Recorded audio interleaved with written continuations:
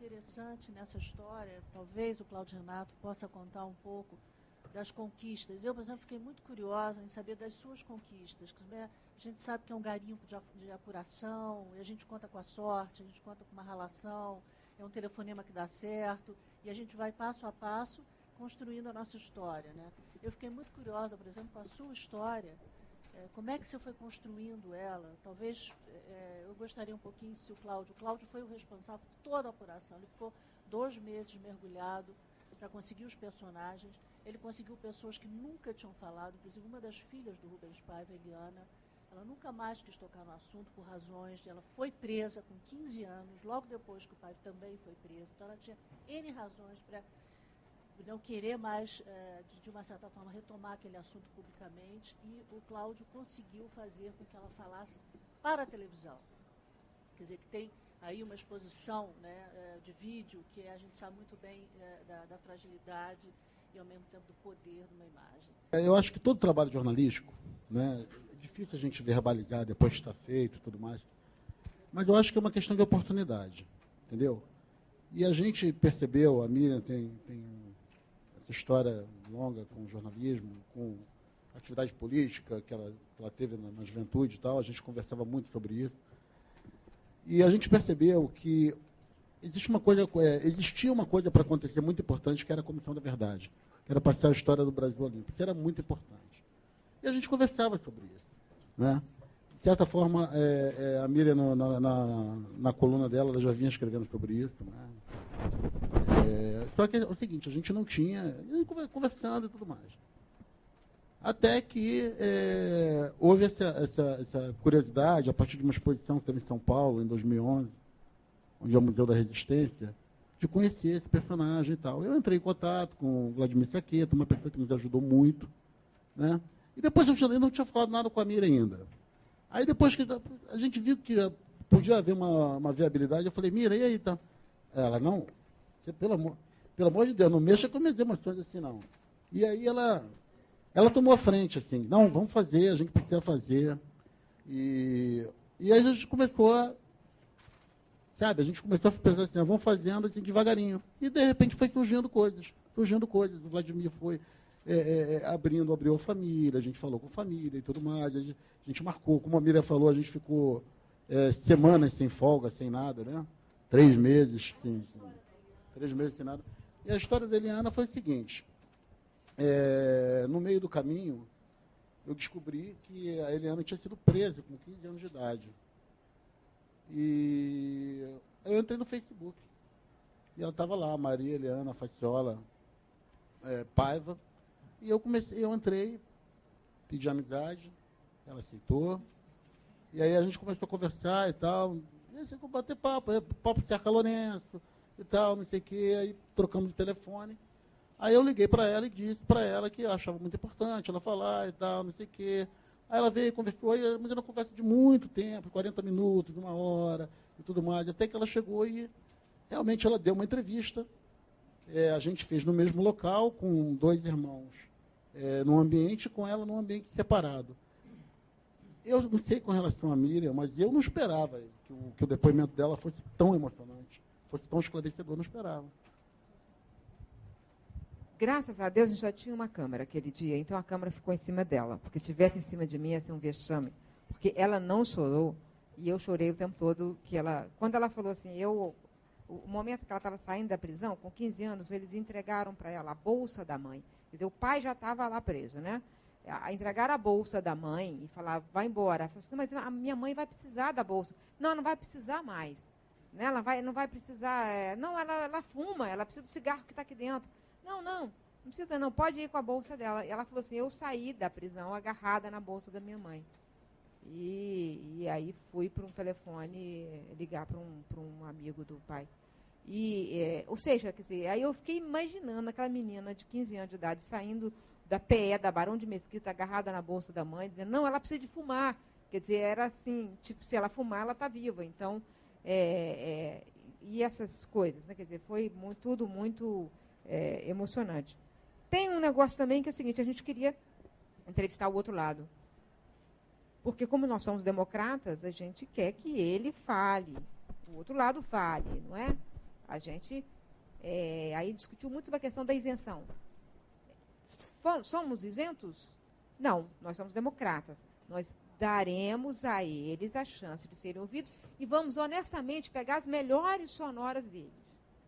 Agora, e vamos pegar alguém que o represente. A gente pegou um cara que ele conseguiu convencer um general que até 3 anos atrás até 5 anos atrás era secretário-geral do Exército e comandante da Escola do Comando do Estado-Maior do Exército. Então, alguém fresquinho, que acabou de sair e que a gente podia perguntar o seguinte: você representa o pensamento das Forças Armadas hoje?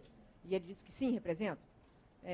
E a gente fez uma entrevista absolutamente honesta. Isso não significa que a gente não tem um lado. Assim, olha, a gente conversou muito também sobre isso. Assim, nós temos um lado. Nós temos um lado há muito tempo. Nós temos um lado desde sempre. Nós estamos do lado da vítima. Mas a gente vai fazer a matéria em que eles possam explicar o que eles pensam sobre isso. E um dos argumentos deles é que foram apenas, fazendo as contas lá que ele fez, foram apenas 4 torturados por dia durante 10 anos. Isso não é nada, segundo a visão matemática dele. Quer dizer, mas ele espontaneamente fez uma declaração absurda dessa. Queria que você, então, falasse sobre a pergunta que você foi provocada, tá? Não sei se vocês se lembram de uma novela chamada Estúpido Cupido. Não sei. Acho que não foi da época de nenhum de nós. Mas o final dessa novela, eu não me lembro o nome do ator, nem o nome verdadeiro dele, nem o nome do personagem. Mas no final dessa novela, ele decidiu ser jornalista. Ele tinha um gravador imenso, né, e que ele estava, a cena era numa das praias do Rio de Janeiro, e ele saía entrevistando as pessoas. Foi a cena que eu mais amei dessa novela. E foi neste momento que eu decidi que eu queria fazer o que aquele ator estava fazendo. Eu não sabia nem direito como era o nome da profissão, em que eu iria trabalhar, se era rádio, TV, se eu ia dar aula, se era jornal, mas eu queria ser jornalista. Eu não tinha um gravador. Eu me lembro que na época a minha tia tinha um gravador imenso e tinha um trabalho da escola para fazer. E eu falei assim, não, eu vou fazer com pesquisa, entrevistando as pessoas na rua. E eu saí com aquele trambolho. Eu sou do interior de São Paulo, da cidade de Araraquara, e saí nas principais ruas da cidade, atrás das pessoas, carregando aquele gravador que tinha o microfone perguntando. E aquela emoção que eu tive daquela vez, aquela paixão, aquela vontade, é a que eu sinto até hoje. Na empresa onde eu trabalho, nós não temos, digamos assim, todas as facilidades, são muitas as dificuldades. Foi colocado aqui que quando a gente sai desse eixo Rio-São Paulo, né, as dificuldades elas vão aumentando cada vez mais, seja na estrutura da empresa e seja mesmo até no acesso com as pessoas. Muitas coisas eu tenho conseguido, eu tenho acesso pela forma como eu trabalho, pelo nome que eu construí no estado de Pernambuco, pela credibilidade. E sempre dando direito dos dois lados para falar. E uma coisa muito importante que eu recebo das pessoas é a questão de nada de arrogância. Porque o que eu vejo muito, pelo menos lá, são jornalistas arrogantes, que pelo fato de serem jornalistas ou de aparecerem no vídeo, se acham um ser superior aos demais. Então, a humildade me tem aberto muitas portas. Na empresa onde eu trabalho, eu fui para lá como apresentadora de um telejornal. Mas eu disse que eu não queria ficar no estúdio, que eu tenho uma paixão muito louca, eu gosto muito da rua, eu gosto de conversar com as pessoas, mas eu também não queria mais fazer as matérias do dia a dia, que eram os homicídios aqui, os presídios lá, porque fora também desse eixo, nós temos muitos programas policiais, então qualquer gotinha de sangue vale uma matéria. E a partir daí eu falei que eu gostaria de investir mais em matérias especiais, em reportagens que você pudesse pesquisar, que você pudesse ir a fundo, você pudesse trazer coisas que muitos não sabiam ou não sabem. Quando surgiu a oportunidade da gente tentar montar um núcleo, alguma coisa parecida com um núcleo de matérias, me chamaram e eu saí da bancada. Só que esse núcleo é formado por uma única pessoa, que sou eu.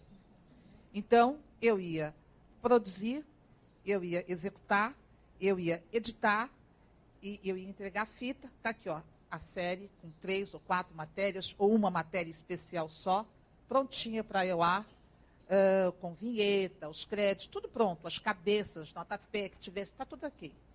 E pronto. Então, é assim que eu trabalho hoje lá. E essa série, ela foi colocada pelos editores-chefes do Jornal da Noite, que é o Jornal da Tribuna. Eles me chamaram numa tarde, olha, tem uma série para fazer, que a gente quer mostrar o processo de ressocialização dos detentos no Estado. Sim, ok, é você que vai fazer. Sim, quem vai fazer comigo? Eu vou te dar um apoio na produção, mas é você que vai fazer. Ok, para quando é essa série? É daqui 2 semanas. Eu falei, nossa, tanto tempo assim? Eu começo a produzir quando? Ontem. Ah, você que sabe. Eu falei assim, então eu tenho que começar a produzir já. Você derruba todas as pautas que tem para mim do dia a dia, que eu não vou fazer mais nenhuma. Mas o que a gente vai fazer agora se a gente não tem nada marcado? A cabeça aí, ela começa a trabalhar. E assim, eu preciso conversar primeiro com o juiz de execuções das várias execuções penais. Eu preciso de autorização para entrar no presídio. Vai anotando tudo. E as coisas vão fluir. Vai mais devagar, Eliana. Vai. Você tem que anotar, porque você vai ter que conseguir para mim. E foi assim. O que ela não conseguia, eu da minha casa. Meu marido costuma dizer assim, que quando eu entro em alguma série, quando eu resolvo fazer alguma matéria assim, eu esqueço da família, né? Porque eu passo a comer, beber e dormir o trabalho. E sonhar, às vezes. Não, e sonhar. Porque eu sonhei que eu fui ameaçada, eu sonhei que eu estava numa cadeia, num presídio, e que eu acordava, hora eu estava com roupa, hora eu estava sem roupa. E, sabe, são as coisas assim que você vai ouvindo dos depoimentos que a gente colhia, e você vai absorvendo. Isso é muito ruim. Mas, enfim, das 2 semanas que foi o prazo que me deram, eu acabei tendo 1 mês, 30 dias. Mas nos 30 dias, eu produzi, eu executei, eu editei nos finais de semana, varando às vezes noite, quando eu acho um editor de imagem que topa a minha loucura, né? Olha, vale a pena, vamos lá, eu acho isso legal. Não, tá, Eliana, pela sua empolgação, vale. Eu falei assim, só que é o seguinte, você sabe como eu sou chata, né? E você não vai colar a imagem. Porque também quando a gente sai do eixo Rio-São Paulo, a gente começa também a ter muitas dificuldades com profissionais, né? E principalmente no que diz respeito à questão do salário, que é sempre baixo. Né? Algumas emissoras pagam muito mal. Então, você, às vezes, pega alguém que sabe colar a imagem, né? Recebe o nome de editor e é contratado. No dia que eu fui começar a edição dessa matéria, nós estávamos discutindo, eu fui para a sala da minha chefe, que ela também, por conta do trânsito e tudo mais, ela chegou, um pouquinho antes de eu chegar, que ela chegou ao hotel, eu perguntei a ela, entrei na sala e perguntei, qual editor que vai trabalhar comigo? Na emissora sempre tem assim aquele editor que a gente acha, esse é o melhor, esse é o editor que eu gostaria de trabalhar, mas ele estava na produção. E eu fui, qualquer um editor que você me dê, tudo bem. Aí nisso entrou uma jovem na sala. E ela se apresentou e disse assim, meu nome é Raquel, eu sou editora de imagem que estou começando a trabalhar hoje. Pois bem, Eliana, é com ela que você vai editar. É bom porque estava descansada. Tá ótimo. Exato. A menina assim, tremeu dos pés à cabeça, ela vinha de uma produtora, era a primeira emissora de televisão que ela ia trabalhar. Ela falou assim, Eliana, Raquel, Eliana. Rafaela, você vai editar a série de Eliana. Tá aí, pronto, vocês acertam o dia e começam a editar. A menina não saía do lugar. Aí fomos para uma ilha de edição, conversei durante 2 horas com ela, o que era a matéria. Nós tínhamos mais de 10 horas de gravação. Eu falei assim, olha, o material está decupado, agora relaxa. Ela estava tensa. Eu falei assim, a nossa relação, por enquanto, é profissional. E por ser profissional, eu vou cobrar tudo de você. Porque eu quero o melhor. Quando eu faço alguma coisa, eu faço o melhor. Né? Eu me dedico. Eu esqueço o resto e vou mergulhar naquele assunto. Então, foi assim. Foram 30 dias. A primeira semana, ela chegou a chorar comigo na ilha de edição, porque ela começou a cobrir a matéria. E quando eu fui ver, eu falei para ela que ela tinha feito uma merda e que não era aquilo. Por que você está colocando essa imagem se eu tenho essa imagem que é melhor? Ai, desculpa, eu não tinha visto. E chorou. Aí, eu falei, peraí, Eliana, baixa a bola. Eu falei assim, Rafaela, vamos conversar. Eu sei que eu posso, às vezes, atropelar tudo, posso parecer assim, até meio áspera ou grossa, né? Mas não leve a mal. Nós estamos numa relação profissional. Eu estou dando o meu melhor de mim, você vai dar o seu melhor. Eu sei que você é capaz, que você tem competência para você estar aonde você está. Porque se você não tivesse, a sua chefe não teria colocado você aqui. Aí depois que ela conseguiu relaxar, no dia seguinte, ela fluiu e trabalhou legal. Eu tive sorte com o rapaz com quem eu cinegrafista, com a gente trabalhou, já o conhecia há muito tempo. E também aquela história, Eliana, preso não gosta de mostrar o rosto. Preso é isso, você não pode. O diretor está dizendo que a gente não passa daqui. Eu falei assim, você, tudo bem, nós não vamos mostrar, nós fizemos um pacto, nós não mostramos o rosto de ninguém nessa série. Pelo menos dos detentos. Os que estavam em liberdade condicional, enfim. Mas a história de que eu não passava daquele ponto, eu falei, nós vamos passar. Você ligue, eu dizia sempre, ligue a porcaria desse equipamento, deixe o áudio ligado da sua câmera e o meu microfone, e você vai gravar tudo. O que você pode, o que você não pode. Aí, quando o diretor descobria que a gente estava gravando alguma coisa, aí fechava. Colocava a polícia, para. Eliana, não sei o que tem. Aí eu, mas diretor, vem cá, olha, veja só, vamos ali tomar um cafezinho e você vai saindo meio que na camaradagem para poder conseguir as coisas que a gente conseguiu. Cada matéria é uma história mesmo. A gente vai construindo não só as relações com as pessoas com quem a gente está trabalhando, como as relações com os entrevistados, com as fontes. É uma pedreira mesmo. E isso é que dá o charme da profissão, eu acho, entendeu? Isso é que esse desafio diário, o tempo todo, será que eu vou conseguir, não vou conseguir? É você ter aquele friozinho na barriga. Eu acho que a hora que não tiver mais o friozinho na barriga, aí, sei lá, vai fazer uma outra coisa. Assim, meio que a reboque de tudo isso que vocês estão falando, né? Por que você, apesar de tudo que esse pessoal mais experiente está falando, você resolveu cair nessa vida, tá certo? Fazer jornalismo. E como é que você conseguiu? Olha só, ela aqui nessa revista, O Mensageiro de Santo Antônio, ela fez uma matéria sobre o genocídio indígena. Eu queria saber como é que você conseguiu emplacar essa matéria nessa revista e por que você resolveu fazer jornalismo? Bom, fazer jornalismo foi uma questão, uma paixão desde criança. Eu assistia ao Fantástico, assistia a TV e eu via jornalistas experientes. Até vou citar agora a Maria, porque eu amava ver as matérias que ela fazia. E eu queria crescer e fazer aquilo, informar, poder levar, poder noticiar o que está acontecendo, fazer com que as pessoas pensassem o que está acontecendo na realidade dela, ali do lado, ter informações, tentar ver os dois lados também para tirar a sua própria opinião. Eu fiz jornalismo, já sou formada há um tempo, né, vou fazer 10 anos no final do ano, mas por questões de mercado de trabalho, eu acabei indo primeiro para a assessoria de imprensa, né, sendo que a minha paixão e a minha vontade sempre foi ser repórter, sempre foi a pauta, sempre foi buscar a informação. E nunca desisti. E aí eu tive contatos com editores, né, com o editor dessa revista, que na verdade o Mensageiro de Santo Antônio, ela é uma revista da Ordem Franciscana, e ela é uma revista italiana, e lá na Itália eles fazem e traduzem para o resto do mundo. O único local que pode fazer a sua própria edição é o Brasil, porque a Ordem Franciscana é a mesma da edição da revista. E ela passou por um processo há 2 anos de mudança de edição, e a gente começou, e aí eu fui convidada, e a gente começou a fazer novas matérias, abrir um pouco mais, porque até então era uma revista aqui no Brasil, mas apenas questão religiosa, apenas os padres, os freis, que acabavam escrevendo, e aí a gente abriu um pouco mais esse leque.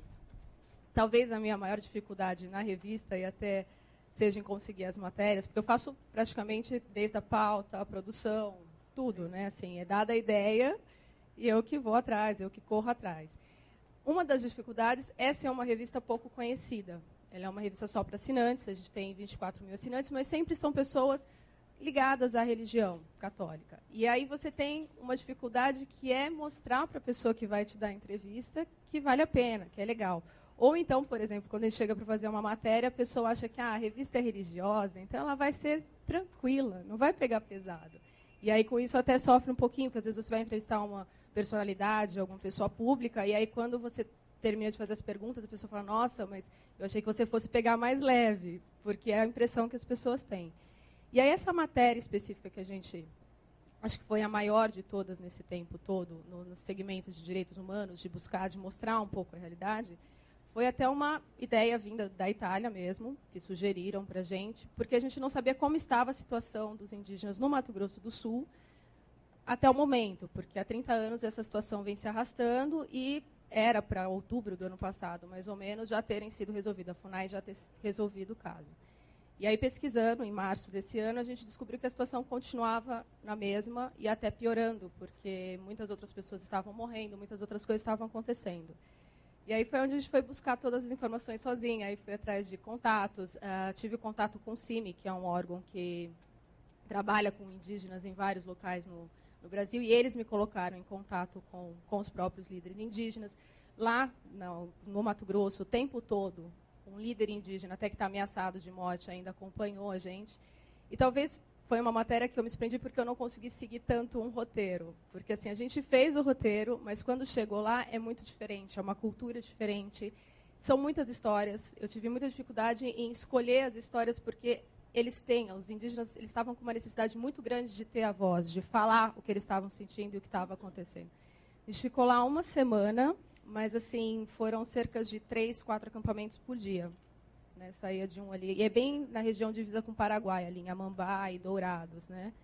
Então foram vários. Alguns eram muito diferentes, porque alguns a gente chegava e só contava história. Outros eles queriam colocar para fora o que eles sentiam. E era perceptível que alguns dos acampamentos que nós chegamos, eles queriam falar, mas eles tinham dúvida se a gente poderia ajudar eles ou não, porque eles já não estão acreditando mais que alguém possa ajudar. Então eles veem o jornalismo como uma forma deles mostrarem que eles precisam, que eles estão ali. Acho que um dos momentos, até um pouco de medo, porque quando a gente tem um veículo que é pequeno, né, a gente, de certa forma, sabe que as pessoas pouco conhecem. Né? E no último acampamento que a gente foi, no último dia, que a gente estava com um líder indígena, que estava ameaçado, a gente estava aguardando, porque no final ele precisou fazer uma reunião, e o arrendatário da fazenda começou a chegar próximo do carro que a gente estava e ficou ali circulando para ver o que a gente estava fazendo. Então, nesse momento, eu percebi a tensão que era estar naquele local, porque aquelas pessoas, elas vivem há pouco tempo, algumas pessoas tinham morrido, 2 professores tinham sido mortos por estarem ali no local. Então foi uma sensação de tensão, mas ao mesmo tempo de prazer, assim. Foi, acho que a melhor experiência que eu tive até hoje, assim, nesse sentido investigativo. E é muito bom poder colocar numa revista que até então as pessoas pouco conhecem, fazer dessa revista algo mais conhecido. A matéria, inclusive, foi enviada também para a Itália, a gente ainda não sabe se vai entrar na edição de lá ou não. Não, e tem uma coisa que ela falou, que é assim, eu acho que o melhor da gente, o melhor jornalismo acontece quando a gente vai se adaptando à pauta, né? Quando a pauta vai nos pautando de verdade. Acho que o jornalismo mais preguiçoso, né, mais meia boca é aquele que sai pasteurizado. A gente sai da redação já com tudo pronto, a gente sabe, e a gente, na verdade, fica procurando as fontes que vão dizer aquilo que a gente precisa para aquele kill, né, aquele frame, enfiar aquelas aspas, né? Eu preciso achar alguém, né? E essa coisa de ir se adaptando, acho que é muito legal. A gente começou assim, a ideia era fazer 23 minutos, que o nosso programa tem 23 minutos. E a gente fez 55, e a gente fez disso também uma experiência multimídia, porque a gente fez também 2 páginas de jornal. A gente buscou tanta informação, e teve tanta surpresa ao longo do caminho, né? Encontramos coisas que a gente achava que não ia conseguir, a capacidade de apuração do Cláudio Renato é impressionante, e no final a gente tinha matéria, informação, um mar de informação. A editora maravilhosa que a gente tem conseguiu dar uma ordem naquele caos, e depois a gente conseguiu matérias no jornal que não foram assim requentado no jornal, não. Teve lead que ficou para já tanto lead que tinha lead que ficou para o jornal. A gente se adaptar mesmo ao mercado, né? Você tem tanta é tão frustrante às vezes quando você termina uma matéria e você tem tanta informação que você queria colocar em algum lugar. Tem lugar para colocar assim. A gente coloca no iPad, no site. Queria aproveitar esse gancho também para a Letícia falar, porque a experiência que vocês fizeram foi essa, né? Quer dizer, vocês têm um material, uma versão em texto, e isso virou um web documentário também, né? Conta um pouquinho isso. Para mim, assim, a maior experiência de aventura jornalística, de começar com uma coisa e virar outra completamente diferente, é essa reportagem que eu até trouxe para me exibir, porque eu acho que é um feito ter conseguido publicar. Eu não acreditava que essa matéria fosse possível. Eu fiquei 3 anos acompanhando um menino em situação de rua. Você que propôs? É um projeto meu. Minha ideia era entender, porque eu já venho trabalhando com essa questão de infância e eu, deparando com isso, uma coisa muito comum é que assim, todos os meninos tinham família. Então, a minha ideia era mostrar por que esses meninos estão na rua, vão para a rua, como é que nasce um menino de rua, né? Como é que uma criança que tem família acaba indo para a rua e por que os programas sociais, apesar de todos os avanços, né, bolsa isso, bolsa aquilo, por que não se consegue tirar essas crianças da rua? E aí eu comecei a acompanhar a história dessa família, desse menino, e inicialmente até o projeto era assim, acompanhar por 2 meses, mostrar o que levou essa criança para a rua, por que não sai da rua.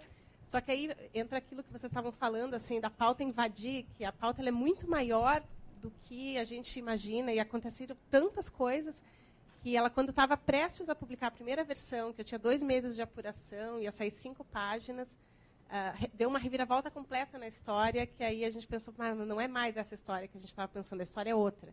E aí a gente foi indo, e era uma angústia, eu me sentia como grávida. Para mim, assim, eu comparo, porque é o filho da rua, essa matéria, que eu estava grávida dessa matéria, que levou 3 longos anos de gestação, com muitas dores, muitas angústias, muitos dilemas éticos, porque a gente estava muito próximo de uma realidade muito difícil, misturada com tráfico, misturada com crack, o menino na rua, a família tentando, os programas sociais tentando tirar ele da rua. E foi muito difícil. Assim, muitas vezes eu duvidei que a matéria fosse sair, porque parecia que ela escapava da mão. E embora fossem 3 anos, nesses 3 anos, claro, eu estava fazendo toda a minha pauta do dia a dia, né? Não estava dedicada para ficar fora, para fazer só isso. Então, foi mesmo uma coisa de uma obsessão de, não, esse filho é meu. Então, é porque, assim, até para contar um pouquinho mais de detalhe, não queria me estender demais, mas, inicialmente, a gente começou a acompanhar a história, e foi bem no momento em que a mãe tinha decidido ir embora, porque a mãe, até então, ela sempre estava atrás do menino, a rede de proteção conhecia, ele já tinha passado por todos os programas que existem, todos os programas sociais, a gente tinha autorização do juizado da infância, então era um caso amplamente conhecido, que a mãe tentava tirar ele da rua. Ele começou a ir para a rua, para vocês terem uma noção, com 6 anos, 5 anos, uma das primeiras vezes que ele foi pedir esmola, ele já ganhou R$100 de esmola na rodoviária, que era mais do que o salário da mãe, na época que ela fazia faxinas. E aí, ali ele tinha 11 anos, em 2009, quando eu comecei, e a mãe tinha decidido ir embora. Então, tinha bem um gancho, assim, o nascimento oficial desse menino, a mãe desistiu, ela foi embora. Então, a gente ia contar essa história de por que ele foi para a rua, por que não se tira da rua, e estava pronta a matéria para publicação. Aí, quando, uma semana antes, mais ou menos, que a gente estava prevendo, aconteceu um episódio que atearam fogo nele na rua, e ele foi parar no hospital internado com queimaduras, e ficou... E aí a rede de assistência conseguiu resgatar a mãe e promover esse encontro. Fazia 1 ano que a mãe e o filho não se encontravam. E aí, por causa da queimadura da internação, eles se encontraram. E aí ele acabou indo morar com a mãe numa outra cidade, que era onde ela estava morando. E aí teve um momento de esperança, de pensar, o que vai acontecer com esse menino? É uma volta para casa ou é só uma questão circunstancial, que daqui a pouco ele vai recair de novo, vai voltar para a rua, vai voltar para a droga? Então, esse foi o grande momento de ficar vendo que matéria era essa. Eu não sabia mais a história que eu estava contando. Era uma história de uma esperança, era uma história de só mais um ciclo. Então, a opção foi esperar para ver que história era essa. Eu não sabia mais. Foi muitos momentos de crise, de não saber que história era essa. E, infelizmente, logo depois, ele ficou um tempo na rua, foi matriculado na escola, porque até hoje ele é analfabeto, tem 14 anos. E teve toda uma esperança e depois toda a recaída de novo. E a gente acompanhou todos esses momentos. E a matéria ela não tem um fim. Ela acaba de uma maneira... Porque a vida é essa, né? A gente Por que virou vídeo também? O vídeo, a gente tem uma preocupação no jornal dessa questão multimídia, de todos os projetos que a gente faz, já não é mais só papel, né? Tem essa questão toda da discussão das plataformas, que hoje, enfim, não é mais... Hoje é tudo um pouco de... A gente escreve para vários públicos. Então, a gente produziu esse web documentário, que a ideia era complementar a matéria, não repetir ela, porque ela é uma coisa só, são 16 páginas. Até comecei destacando isso, que ninguém acreditava que ela era possível, porque me diziam, são 16 páginas sem anúncio, que o jornal bancou para essa história. E ninguém acreditava. Me diziam, mas quem que vai ler isso aí? 16 páginas de texto, se vocês forem ver o projeto, ele é muito texto. assim, muito texto, tem páginas inteiras de texto, não tem nada pirotécnico, não tem tecnologia. E meus próprios colegas me questionavam, mas o que tu quer com esse guri? O que vai mostrar de novo? Todo mundo sabe que tem menino na rua. O que essa matéria vai acrescentar? O que a gente quer é fazer jornalismo de qualidade, é o que está sendo feito. É o que vocês E ninguém todos acreditava estão fazendo. e achavam que as pessoas Isso não que é iriam a ler, questão. porque era uma história triste também. Além de tudo isso ser um assunto batido, achavam que era muito triste, que as pessoas não iriam se interessar. Então, a gente também apostou no vídeo, que também era a ideia de alcançar um outro público, né? E também levar essa história mais adiante. Só que a repercussão causada foi tão impressionante, as pessoas devorarem, assim, dizendo, eu peguei para ler antes de dormir, eu comecei e não conseguia parar, e comecei a chorar, e agora nunca mais vou dar esmola na vida, porque eu vi que eu também contribuo para as crianças continuarem ali na rua. Então, causou um impacto tão grande que virou um fenômeno. Assim, essa matéria está provocando discussão sobre a questão das crianças na rua, agora incluíram um menino num programa. Está tendo toda uma discussão que lá, pelo menos em Porto Alegre, era uma coisa, assim, parecia que menino de rua era uma coisa normal, o elemento natural da paisagem, e que a matéria ajudou a desnaturalizar isso. Então, é muito emocionante para mim, assim, tanto como ver que é possível ainda publicar matérias longas, que as pessoas vão ler, que as pessoas podem se interessar quando o produto é de qualidade, quando a gente consegue contar uma história bem contada. Exatamente, e seja em qualquer veículo. Uma história que tenha qualidade, bem apurada, todo mundo quer ler, todo mundo vai ver.